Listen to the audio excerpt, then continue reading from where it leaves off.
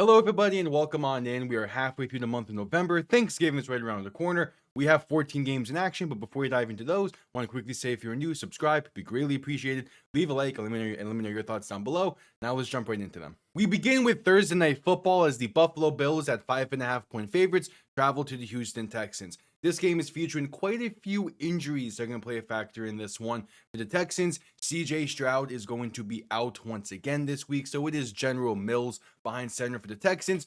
And for Buffalo, they have three pretty big pass catchers out for this game. Kincaid is not going to be playing, neither is McCole Hardman or Curtis Samuel. So the Bills' pass catching room, which was kind of redefined for last week's game against Tampa, is already going to have to be redefined again due to injuries. But even with that, they still have Gabe Davis, they still have Khalil Shakir, they still have Tyrell Shavers, they still have Dawson Knox, they still have James Cook and Ty Johnson out the backfield. I am still going to pick the Buffalo Bills to win this game. Houston escaped Tennessee last week with the win against the Titans 16-13, while Buffalo, even with a ground game that they did not focus on at all, they still had an incredible performance. Josh Allen is still Josh Allen. He's still an MVP caliber player. I think Buffalo's going to be just fine and begin the week with a win. Next up, the Pittsburgh Steelers are traveling to the windy city of Chicago to play the Bears, with the Bears being 2.5-point favorites. The Bears are somehow on top of the NFC North after 11 weeks. I don't think anyone really saw this coming. They're 7-3, and they're playing some pretty solid football. They have their hills and they have their valleys, but for the most part, they're playing well. The Steelers coming off of an Aaron Rodgers injury last week. His status is up in the air, and they got the win against Cincy, but it wasn't really all that pretty. I do have the Chicago Bears winning this game. They're on the hot streak. I think they're playing really well. They're playing hot. They're the hot team right now. The Steelers, even with Aaron Rodgers, their offense has been very questionable. Now with potentially Mason Rudolph getting the start, I'm not too confident in their offense for this week. They are going against a Bears team that, again, they have their valleys, they have their hills, but I think Chicago will be able to play just well enough to be able to get this win, so give me the Bears. The New England Patriots at 7.5-point favorites are traveling to the Cincinnati Bengals this week. The Bengals are going to be without Jamar Chase as he is facing a one-game suspension for spitting on Jalen Ramsey last week. Meanwhile, the Patriots, they're on an 8-game win streak, the first 8-game win streak since 2019, and they're playing some of the most complete football in the league right now. Going against this Cincinnati defense, I am expecting there to be no issues for this New England offense that has been playing really sound football. Give me the Patriots to win this game. If there is any week for Drake May to have his first 300 passing yard game, this is the one. But at the same time, I could see Travion Henderson rushing for 150 yards, and that being the reason they win this game. The Patriots, all they have to do is handle their defense and stop in the Bengals offense, and they'll be just fine in this game, of which the New England defense is a really sound defensive unit as well. The Patriots are just the more complete and the better team, so I'm going to have them win this game very easily. Next up, the New York Giants are the 10.5-point underdogs this week, traveling to the Detroit Lions. The Giants had a close game against the Packers, came down to the end. Jameis Winston played fine for the most part. That team played fine with an interim head coach leading the way in Mike Kafka. But all around, it's the Giants who still don't have the talent right there with all the injuries they have. I do feel like Jameis Winston is a really solid backup quarterback, but going against a Lions team that's coming off of a really bad offensive performance and a really tough loss, they're gonna look to bounce back. They're gonna be playing angry. The Lions like to do this where they lose a game and then the very next week they have one of their better performances of the season. So give me the Lions to win this game, getting that very nice bounce back win. It's against a team that they should be able to handle. It's a good way to get back on track. This is still a Lions team that I think can win this division and make a deep playoff run. They are healthier than they were at this time last year. So I think the Lions are going to be just fine and going to win this game and get back on track. And NFC North clashes next as the Minnesota Vikings are playing the Green Bay Packers in Lambeau Field. The Packers are 6.5-point favorites. The Vikings this season, they've had more valleys than they've had hills. JJ McCarthy is pretty much playing his rookie season, and you can really tell that he is rusty out there. He's not looking great. I still think he has the potential to be a guy, but I'm not too sure at this point. One thing you have to remember is he missed all of last season due to an injury in preseason. And in this season, he missed about 4 or 5 weeks due to injury as well. So he's only going to be making like his 6th start of his career this week. He is a very inexperienced player. and it's still pretty much his rookie season. Going against the Packers defense, it's a very good defense, and yes, they have some injuries going around there. I do have the Packers to win this game. As of the time of recording this, Josh Jacobs' status is still up in the air, but I do like the Emmanuel Wilson and Chris Brooks running back duo that they have in replace of it. I'm a big fan of Chris Brooks. I'm just waiting for someone in that talented receiving room to step up and be the main guy going forward. Hopefully that'll be Matthew Golden this week. If not, hopefully it'll be Christian Watson. But either way, I think someone will be able to step up this week, and I have the Packers winning. The Seattle Seahawks are tied for the largest point spread of the week as they're 13.5-point favorites traveling to the Tennessee Titans. The largest amount of points scored in a half this season is 38, set twice by the Seahawks, once against the Saints and one against the Cardinals. I would not be surprised if that gets broken this week. The Seahawks they're looking to bounce back. They had a very tough performance last week against the Rams. They're getting a very bad Titans team in which they could definitely have a great performance against.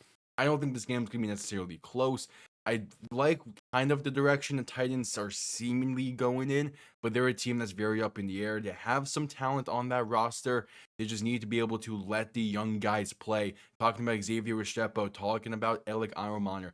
Let the young guys play, see what you have in them, and go from there. This might not necessarily be the week to do that, but I want to see it sooner rather than later from Tennessee. So for this one, have the Seahawks winning.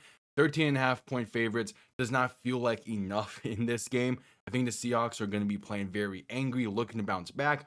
And it just so happens Tennessee is going to have to take the brunt of that force. So give me the Seahawks to dominate. A potential for game of the week as the Indianapolis Colts are traveling to the Kansas City Chiefs, with the Chiefs kind of surprisingly being 3.5-point favorites. And yes, entering the Colts bye week that they had last week, the Colts offense has been kind of okay. Daniel Jones has kind of taken a step back in those 2 weeks, but Jonathan Taylor is still Jonathan Taylor. But that's the thing, they're going against a Colts defense that has played the run really well and has been a really solid defense this season. They're hovering around 20 points per game given up this season as a defense. That is a really good number. It is top 5 in the league type numbers. This is a really good Chiefs defense. The Chiefs offense has been very up in the air this season. Mahomes is missing some passes that he would have hit last year or 2 years ago. But all around, this is still a Chiefs team that can compete. But I do still have the Colts to win this game.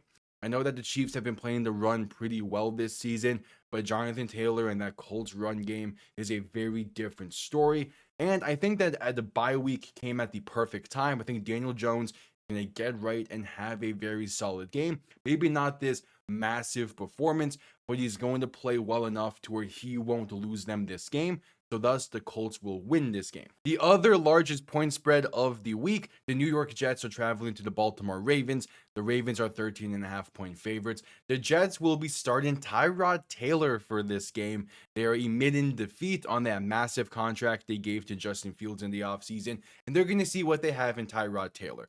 And I don't think this is a bad decision. I think it's one that was going to happen sooner rather than later. So might as well rip the Band-Aid off now and begin to look forward towards an offseason where you're going to have a lot of question marks, where you're going to have to draft capital to make a move at someone, at a veteran, or bring in a ton of young talent. So that the Jets, full on in tank mode, it seems. The Ravens, there's still a way back into this division for them and into the playoffs for them. This is going to be there's a chance for them to win 4 or 5 straight after this one. They had a very close game against the Browns, but still, they played fine. I don't expect Lamar Jackson to have that poor of a performance again. Give me the Ravens to win this game. And if they need to, Derrick Henry should be able to run all over this Jets defense pretty well. He played well against the Browns last week, which have a really good front seven. The Jets' front seven does not really quite compare, so I'm expecting Derrick Henry to be a main focal point in this game like he normally should be, so give me the Ravens to win. The Cleveland Browns travel to the Las Vegas Raiders this week. The Raiders are 3.5-point favorites in this game, kind of surprisingly. But the big storyline surrounding this one, the starting quarterback for the Cleveland Browns is going to be Shedeur Sanders. He makes his debut in this one, and it's going to be a very, very, very interesting game because neither team has an offensive line that you would write home about. They're both kind of just existing, and they're going against some of the better defensive players in the league, with the Browns offensive line going against Max Crosby and the Raiders offensive line going against Myles Garrett. This game is probably going to end up being like a 9-6 final, but a 9-6 final that I think the Cleveland Browns will win. I do not trust the Raiders offense nearly enough to be able to move the ball against this Browns defense, which for all things we can say bad about the Cleveland Browns, one thing we can't really say is they have a defense that shows up more often than not on Sundays, and going against a Raiders offense that has shown up maybe once this season, I think the Browns defense will take control of this game and allow them to get Shedeur Sanders' first career win in the Sin City. The Jacksonville Jaguars are 2.5 point favorites traveling to Arizona this week to play the Cardinals. And this game maybe can kind of go both ways. I don't necessarily see that. I know Jacksonville's been a team this year with a lot of ups and downs. Arizona this year has been one of the teams in the NFL, basically. Jacoby Brissett set a career record in completions last week, and they still lost by nearly 20. This is not a good Arizona team at its current moment.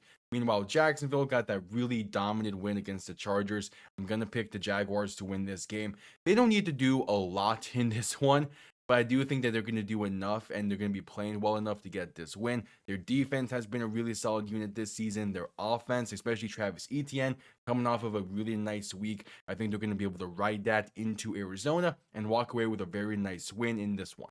The Philadelphia Eagles at 3.5 point favorites are playing the Dallas Cowboys this week. The first time these two teams played, it featured pretty much everything. Players were ejected, it came down to the wire, there was a weather delay. Don't expect that in this game, but still could be a very close game. This Philly offense has been very up and down this season, but this Dallas defense has been more so down than up. So hopefully this Philly offense will be able to rally and get a lot of momentum from this game.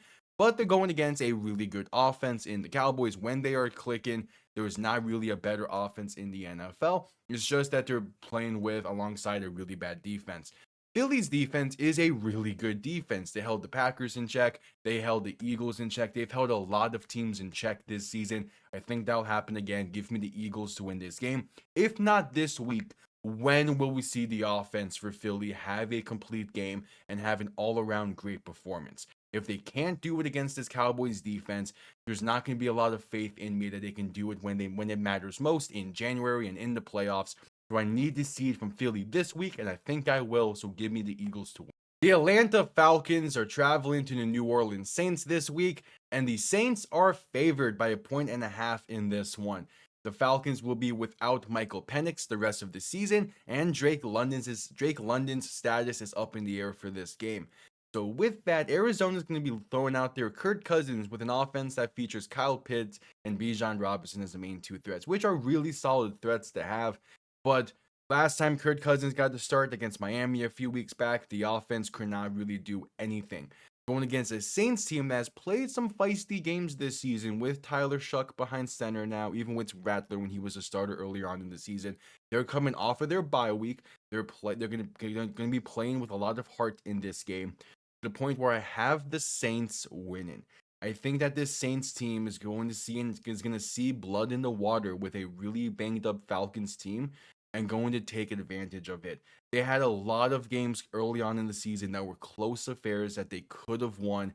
They just could not close it out. I think they're going to be able to close out this one, so give me the Saints. Sunday Night Football, the Tampa Bay Buccaneers are traveling to the Los Angeles Rams this week. The Rams are 6.5 point favorites in this one. And Tampa started the season really well. They were 5-1.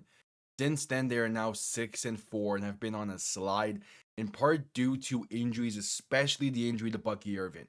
The good news is Bucky Irvin and Chris Godwin are expected to be back this week. As of the time of recording, we don't know if they will be actually. I'm going to go in with the assumption that they will, because I don't really think it matters. So going against this Los Angeles Rams team that has an offense that is playing really well this season. Puka Nacua, Devontae Adams, Kylan Williams, all playing really well. Matthew Stafford is a potential MVP candidate this season. They're playing really well. But the even bigger thing is this defense is a top unit in the league. This Rams defense is young. They're feisty. They're playing really, really well. They just held the Seahawks, one of the more explosive offenses in the league, to 19 points.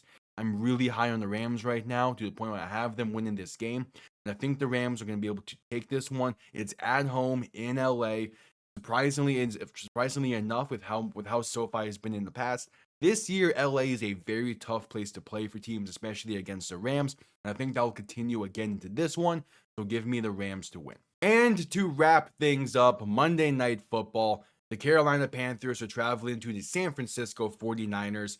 The 49ers are 7-point favorites in this game. And this game surprisingly has a lot of stakes in store. If the Panthers can pull away with a win and the Buccaneers lose, they have first place in the NFC South. The 49ers are still hanging on to some playoff hopes after being really injured this season and kind of going on a little bit of a skid. But Brock Purdy is back. He looked really good last week against the Arizona Cardinals.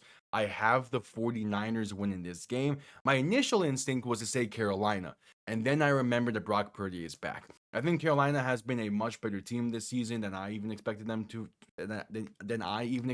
be, and I was really high on Carolina entering, especially last season, but this season as well. But I just don't really see Bryce Young continuing that level of performance he had last week, setting the franchise record in passing yards, going against a much tougher defense in San Francisco, and this Carolina defense going against a much tougher offense. I think the 49ers will be able to win this game just fine and continue building some momentum as we get to the later parts of the season. There you go, my complete thoughts on all 14 games of week 12 of the NFL season. I appreciate everyone tuning in. I hope to see you all again soon. I'll see you all next time. Have yourselves a damn good one. Peace.